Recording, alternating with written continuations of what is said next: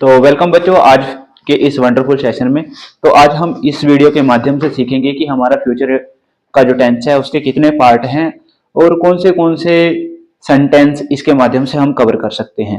तो चलिए आज सबसे पहले, जैसे पहले दो टेंस की हमने बात करी थी, पास्ट इंडेफिनाइट की और प्रेजेंट इंडेफिनाइट की, ऐसे ही फ्यूचर का भी पार्ट है इंडेफिनाइट का। तो इंडेफिनाइट का सबसे पहले हम स्ट्रक्चर देखेंगे।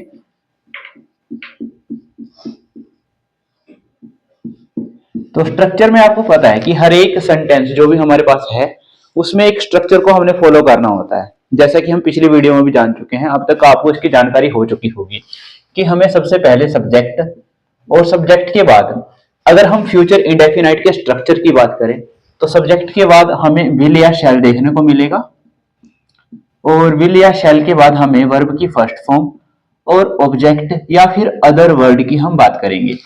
अब इसमें ये सब लिखने से पहले इंडेफिनाइट की एक और कहानी हम जान लेते हैं कि हमें इस टेंस का प्रयोग कहां पे करना है, कौन सी सिचुएशन में करना है। तो हम जनरली बोलते हैं ना कि मैं कल स्कूल आऊंगा, मैं ये काम करूंगा, मैं वहां जाऊंगा। ऐसे सेंटेंस हम डेली लाइफ में बोलते हैं। कल वो आएगा, कल वो जाएगा, हम गाएंगे, हम देखेंगे, हम पास हो जाएंगे। ऐसे सेंटेंस हम डेली बोलते हैं। तो ये सेंटेंस जो हैं वो फ्यूचर इंडेफिनाइट में ही आते हैं, और इन सेंटेंस को लिखने का जो तरीका है, इस स्ट्रक्चर को हमें फॉलो करना पड़ेगा। इसको फॉलो करने से पहले एक और जानकारी आपको बता दूं मैं कि विल और शैल के साथ वर्ब की फर्स्ट क्यों आई है। तो हम इसको जानने के लिए हम मॉडल्स, या कुछ बच्चे इसको मॉडल्स भी बोलते होंगे, पर रियल प्रोनाउंसिएशन इसकी मॉडल्स है। इसका एक रियल जो एक फैक्टर है जो काम करता है इसके पीछे, कि जब भी आपको मॉडल्स देखने को मिलेगा तो इसके एकदम बाद हमें प्लूरल जो वर्ब है वो देखने को मिलेगी। मीनिंग प्लूरल जो बेस फॉर्म है वो देखने को मिलेगी, चाहे कहीं पे भी हो, कैसा भी सेंटेंस हो, नेगेटिव हो, पॉजिटिव हो, इंटेरोगेटिव हो, अगर मॉडल्स यूज हुआ तो उसमें हमें इसके साथ बेस फॉर्म देखने को मिलेगी ही मिलेगी, ये 100% श्योर है। तो इसी तरह विल और शैल भी हमारे क्या है, मॉडल्स की तरह काम करते हैं, और यहाँ पे भी हमें वर्ब की फर्स्ट फॉर्म या बेस फॉर्म का प्रयोग करना होगा जो कि प्लूरल होगी। तो चलिए अब हम इससे कुछ सेंटेंस बना के देखते हैं ताकि हमें जानकारी हो जाएगी। तो इंडेफिनाइट के हमारे पास सबसे पहले हम पॉजिटिव पोर्शन की बात करते हैं। पॉजिटिव में हमें पता है कि यहाँ पे सारी बातें बिल्कुल पॉजिटिव पॉजिटिव होंगी। मैंने कहा हाँ वो स्कूल आएगा, वो काम करेगा, वो जाएगा, उसे वो देखेगा, वो पास हो जाएगा, वो लिखेगा, हम पढ़ेंगे, हम खेलेंगे, हम देश के लिए लड़ेंगे, हम मेहनत करेंगे। ये सारे सेंटेंस हैं जो हमारे फ्यूचर इंडेफिनाइट के हैं। चलिए हम देखते हैं कि सेंटेंस लिखते कैसे हैं। हमने बोला सचिन will pass,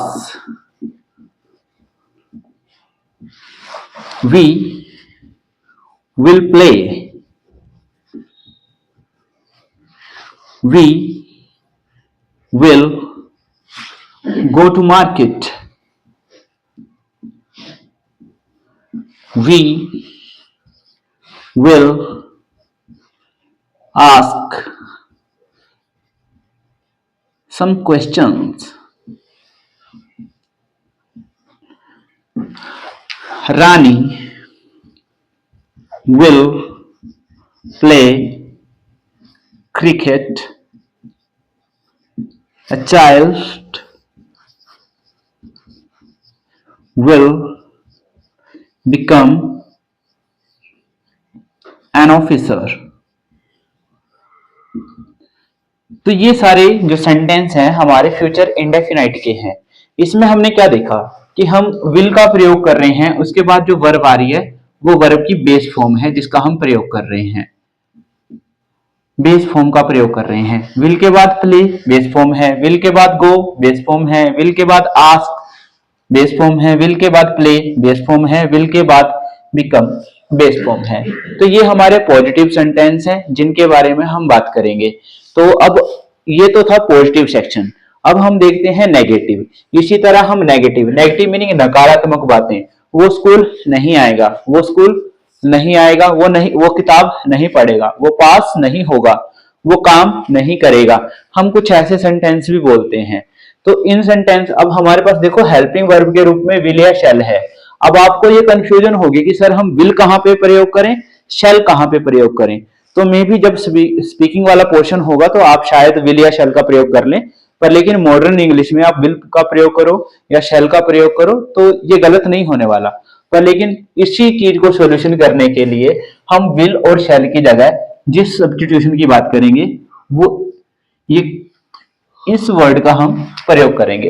तो आपको काफी बारी देखने को मिलेगा, ऐसा वर्ड आपको देखने को मिलता है, तो आप इसको चाहे विल पढ़ो चाहे शैल पढ़ो। अगर आपको कंफ्यूजन है कि मैं विल लिखूं या शैल लिखूं, विल आएगा या शैल आएगा, तो आप इस वर्ड का जो है वो प्रयोग कर सकते हो। तो चलिए अब हम नेगेटिव पोर्शन की बात करते हैं। नेगेटिव पोर्शन में क्या है कि हमारे पास जो नकारात्मक बातें होंगी, हम मना करने वाले वाक्य बोलेंगे। इसका स्ट्रक्चर जान लेते हैं। जैसा कि हमने पहले भी सेंटेंस में देखा था, पास्ट इंडेफिनाइट के में और प्रेजेंट इंडेफिनाइट के में हम एक स्पेशल वर्ब लेके आए थे जिसको डू नॉट या डज नॉट हमने देखा था, या डिड नॉट की बात करी थी। पर लेकिन यहाँ पे कुछ ऐसा नहीं आने वाला, हमारे पास सिंपली हेल्पिंग वर्ब के रूप में अब विल शैल मौजूद है। तो हम विल और शैल के साथ ही क्या लगा देंगे, स्ट्रक्चर बनाने के लिए सब्जेक्ट विल या तो शैल, उसके साथ हम नोट का प्रयोग करेंगे और प्लस वर्ब की फर्स्ट फॉर्म प्लस ऑब्जेक्ट या फिर अदर वर्ड का हम प्रयोग करेंगे। जैसा कि मेरे पास ये सेंटेंस लिखा हुआ है कि सचिन विल पास, इस सेंटेंस को मैंने नेगेटिव में कन्वर्ट करना है, तो मैं कैसे लिखूंगा, Sachin will not pass.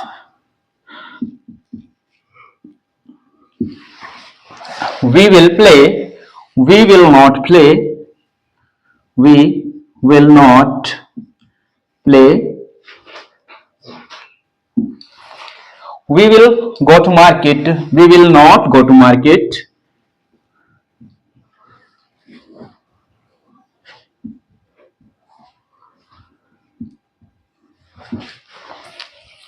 We will ask some questions, we will not ask, we will not ask some questions.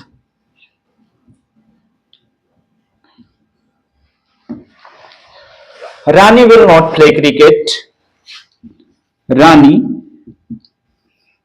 will not play cricket. तो इस तरह हम ये जानकारी हासिल कर सकते हैं कि पॉजिटिव सेक्शन और नेगेटिव सेक्शन। अब यहाँ पे एक छोटा सा ही तो हमने नोट वर्ड का ही तो प्रयोग किया है, ऐसे ही हम पॉजिटिव से नेगेटिव और नेगेटिव से पॉजिटिव सेंटेंस आसानी से बना सकते हैं। और आप इतनी ही अगर मेहनत कर लो कि मुझे नेगेटिव से पॉजिटिव, पॉजिटिव से नेगेटिव सेंटेंस बनाना आ जाए, तो मेरे लिए चीजें आसान हो जाएंगी। जब भी मैं कोई बुक पढ़ूंगा या कोई मेरे सामने कोई सेंटेंस बोलने की कोशिश करेगा या कोई ऐसी स्टेटमेंट आएगी, तो मैं उसको समझ पाऊंगा कि इसका मीनिंग क्या बन पा रहा है। तो मैंने पहले ही बताया था कि जो वर्ब है वो सिचुएशन के अनुसार बदलेगी। ये बिल्कुल वैसे उन इंसानों की तरह है जो दोगले होते हैं कि किसी का समय देखकर वो बदल जाते हैं। तो वर्ब को आप इस तरीके से देख सकते हो कि ये उन इंसानों की तरह है, जैसे ही समय के साथ किसी इंसान की सिचुएशन बदलेगी, स्थिति बदलेगी, तो लोगों ने भी बदल जाना है। सेम वर्ब ने भी ही करना है, जैसे ही स्थिति बदलती है तो ये अपना रूप बदल लेती है। अभी हम जिस सेंटेंस की बात करेंगे वो सेंटेंस है इंटेरोगेटिव। इंटेरोगेटिव में आपको पता होगा कि हम क्वेश्चन भी पूछते हैं, प्रश्न भी करते हैं।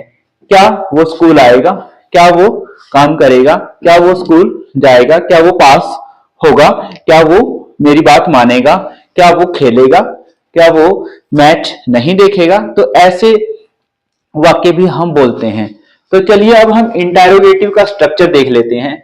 जैसा कि हमने प्रेजेंट और पास्ट इंडेफिनाइट में देखा था कि वहां पे हमने डिड, डू, डज इनका प्रयोग किया था इंटेरोगेटिव बनाने के लिए। पर लेकिन यहाँ पे हम ऐसा कुछ एक्स्ट्रा वर्ड नहीं लेके आएंगे, क्योंकि यहाँ पे हमारे पास ऑलरेडी क्या है, हेल्पिंग वर्ब के रूप में कौन है, विल और शैल मौजूद हैं। तो इसीलिए हम इनमें से ही प्रयोग करेंगे। तो जब भी हम इंटेरोगेशन की बात करेंगे या इंटेरोगेटिव सेंटेंस की बात करेंगे, तो हमें पता है कि सब्जेक्ट से पहले किसका, हम हेल्पिंग वर्ब का प्रयोग करते हैं।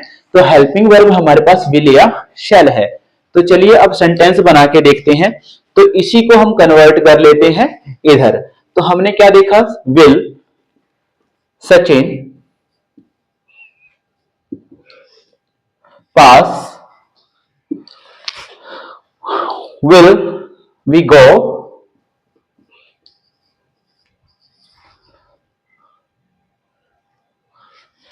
will we play,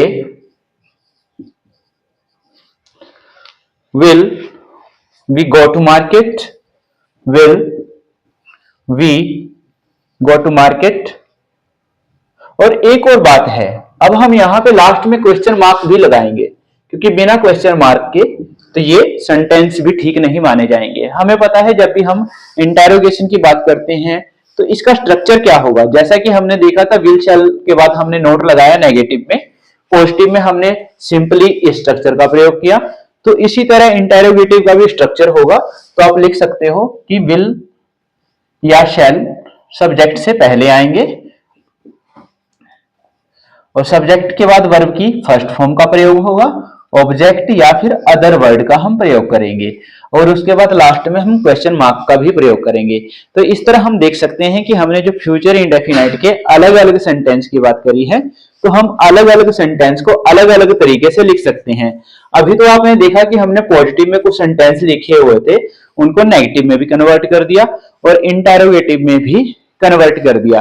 अब हम इसका थोड़ा उल्टा प्रोसेस भी देख लेते हैं कि इंटेरोगेटिव से हम नेगेटिव भी बना सकते हैं और पॉजिटिव भी बना सकते हैं। तो जैसे कि हम एक नया सेंटेंस लिख लेते हैं, will Naresh make a box. तो ये इंटेरोगेटिव सेंटेंस है। तो हमें पता है कि जब हम पॉजिटिव में जाएंगे तो कैसे लिखेंगे, हमारे पास स्ट्रक्चर क्या होगा, हम विल को सब्जेक्ट के बाद लिखेंगे। तो नरेश हमारे पास सब्जेक्ट है, तो कैसे लिखेंगे, Naresh will make a box. और यहीं से हम कन्वर्ट कर सकते हैं नेगेटिव में। तो कैसे करेंगे, Naresh will not make a box। तो इस तरह हमने देखा जो फ्यूचर इंडेफिनाइट था उसके अलग अलग पार्ट को हमने देखा। तो इसी तरह अगले वीडियो में आपको एक नए सेंटेंस की मेकिंग के लिए कुछ नई इंफॉर्मेशन दी जाएगी। तब तक वीडियो को लाइक और शेयर करना न भूलें और अपने दोस्तों को भी ज्यादा से ज्यादा इस वीडियो के बारे में बताएं, ताकि वो भी ये सेंटेंस के बिल्कुल आसान तरीके, क्योंकि हमें कुछ चीजें ध्यान में रखनी होती हैं कि हमने पूरा जो स्ट्रक्चर देखा, इसमें सबसे जो जरूरी बात है देखने वाली है वो विल और शैल है। और इसमें अगर हमें कंफ्यूजन आती है तो मैं सिंपली किसी भी वर्ड का प्रयोग कर सकता हूं, चाहे तो मैं विल लिख दूं, चाहे तो मैं शैल लिख दूं, मॉडर्न इंग्लिश के अनुसार। पहली वाली जो इंग्लिश थी, जहां हम इंग्लिश की बात करते हैं, मीनिंग इंग्लैंड वाली इंग्लिश की बात करते हैं, तो उसमें शायद इनके एक प्रॉपर फिक्सिंग है कि शैल कहां पे आएगा, विल कहां पे आएगा। पर लेकिन अमेरिकन इंग्लिश में ऐसा कुछ नहीं है, तो उन्होंने इसको थोड़ा मॉडरेट कर दिया है। तो इस वर्ड का जो प्रयोग किया जाता है, मिलेंगे कुछ ऐसे ही मजेदार सेशन में। तब तक बने रहिए हमारे चैनल के साथ।